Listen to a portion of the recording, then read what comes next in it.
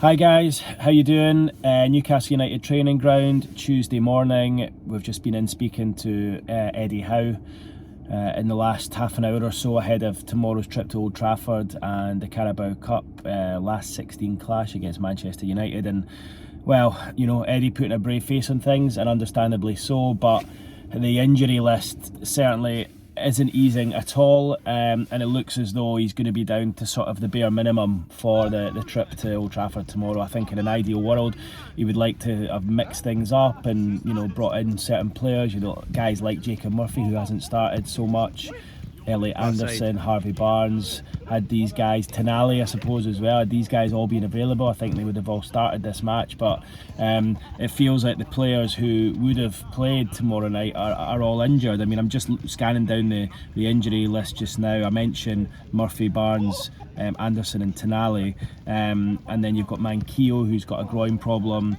and then probably the two big ones, two of the most important players in the team in my opinion, Alexander Isak and Sven Botman, both remain missing. So we had an update on both of those this morning.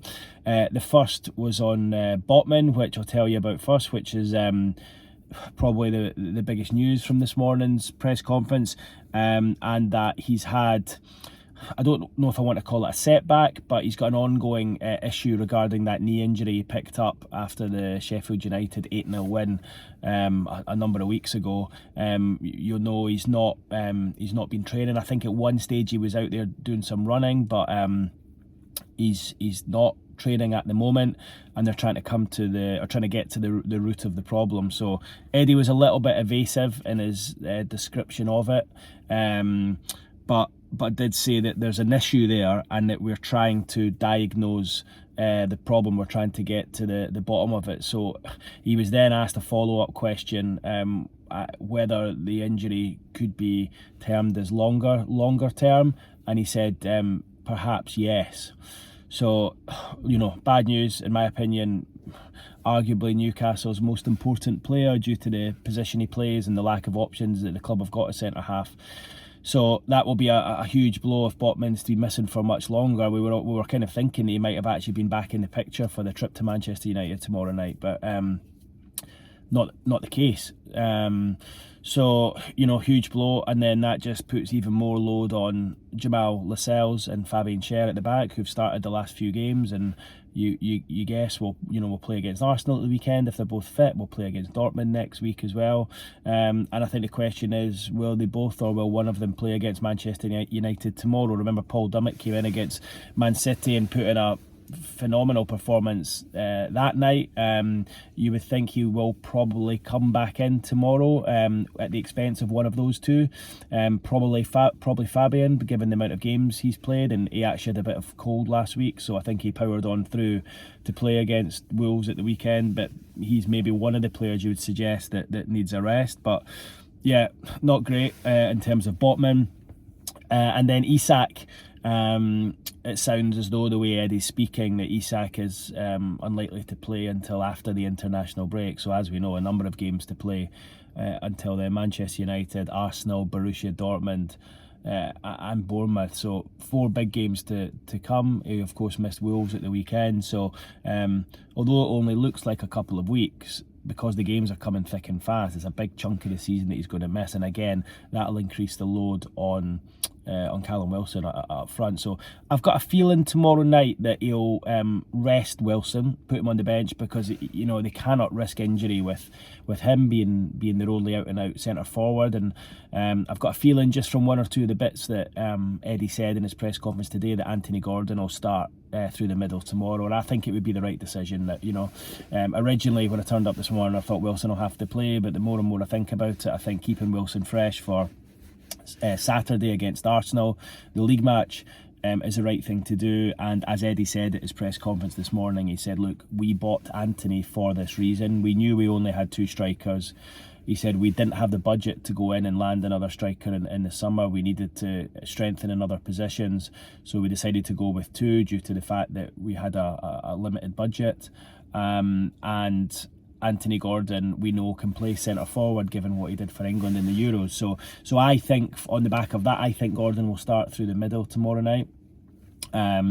And I think Joe Willock will come in for his first start. Now, I asked Eddie about Willock and whether he was ready to start, and he said he's getting closer. But I just think with his 2 cameos off the bench in the last week, I think he will come in against Manchester United. I think he has to, really. Whether he plays a full 90 or not, I would say is doubtful. I would imagine he'll probably play an hour, but I could see Gordon playing through the middle with perhaps Willock on the left. And he'll probably have to play Almiron again on the right, even though he's played a lot of football. But he came off, after about 70 minutes at the weekend, so didn't play the full 90. And I think he's just going to have to ask the likes of Joe Linton, who's coming back from injury, and either Longstaff or Bruno to go again. I know both of them have looked sort of a little bit tired at times in the last couple of weeks, but Longstaff's a fit lad, and I think either him or Bruno will have to play again, and that's purely due to the fact that there aren't many options in there. I do think Lewis Hall will start. Again, Eddie was asked at his news conference this morning whether he'll perhaps tinker with things and go to 3 at the back and play a 3-5-2 or a 3-5-1-1 with the likes of Livramento and Hall coming in, and he said, look, it is something that we have thought of.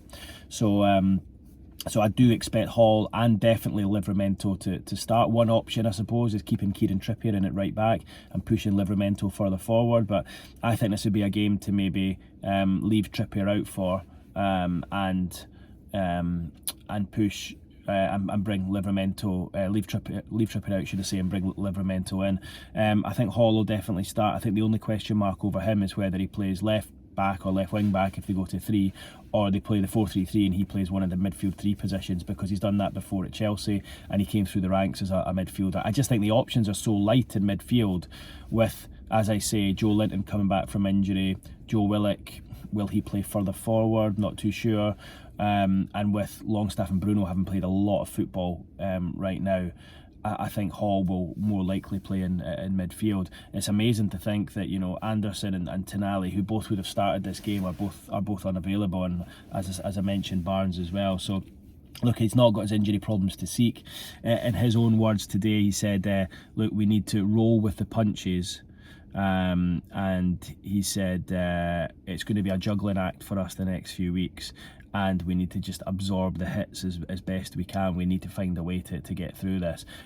You would imagine they're desperate for the international break to come, but as I said they've got 4 games until then, and it's going to be punishing. A couple more injuries added to that list and you would say it's a crisis. It's getting to that stage. I mean, you only needed to look at the substitutes bench on Saturday to see the likes of Emil Kraft on there and Matt Ritchie, who's not played for a long time, and lots of defensive full-back options, but only Joe Willock is an attacking option.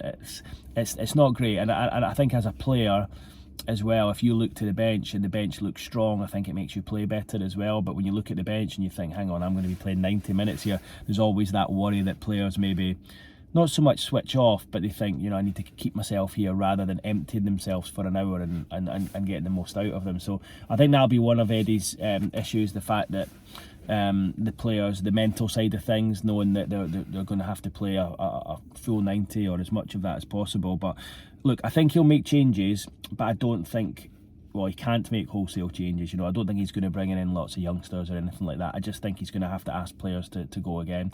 You might even see Dan Burn moved into centre back to play alongside Lascelles, with Target coming in at left back and Hall further forward.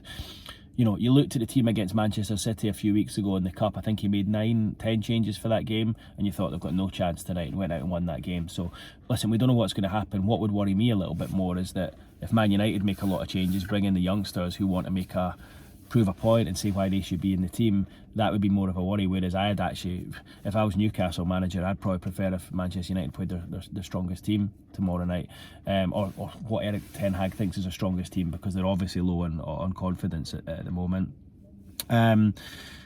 What else? Also just asked about, looking back to last season's final, and whether it was a pride moment or was there any kind of regrets looking back. But yeah, he said it was, looking back now is purely pride looking back at the final, but it makes us want to go one better. So look, I think Newcastle could do without this game tomorrow night. We said that against Manchester City and they got a real feel-good factor off the back of it. You go there to Old Trafford and you win the game, and suddenly you bounce into the Arsenal game at the weekend. So look, it's something that they are going to have to deal with. We knew they were going to get injury problems this season with the amount of games that the club are going to play. I don't think anyone thought it would be so many at such a crucial stage of the season. But listen, it's something, as I say, that they're just going to have to deal with. So yeah, looking forward to making the trip down there to tomorrow. Not looking forward to the 8:15 kickoff in the late night, but it's one of these games that could, it could really give Newcastle, as I say, a real boost going into the weekend game and then the trip to Dortmund next week. So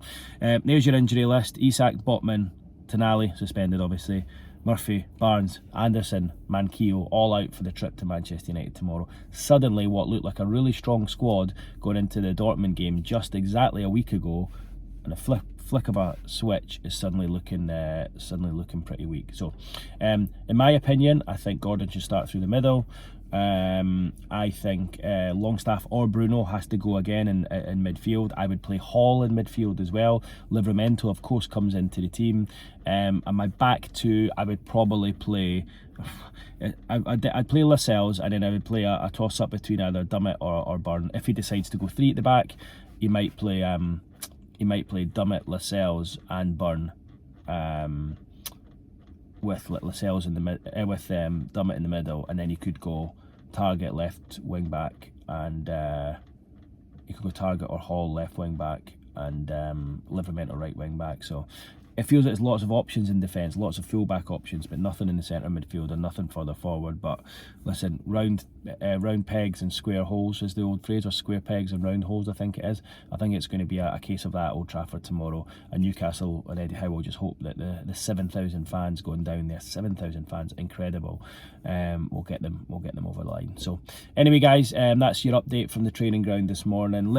Feels a little bit flat today given the news of the injury situation and that update to Sven Botman, but listen, Newcastle, as Eddie Howe has said, have rolled with the punches and dealt with the blows before, and they will try and go again. Okay guys, over and out. I will see you on the next one. Cheers.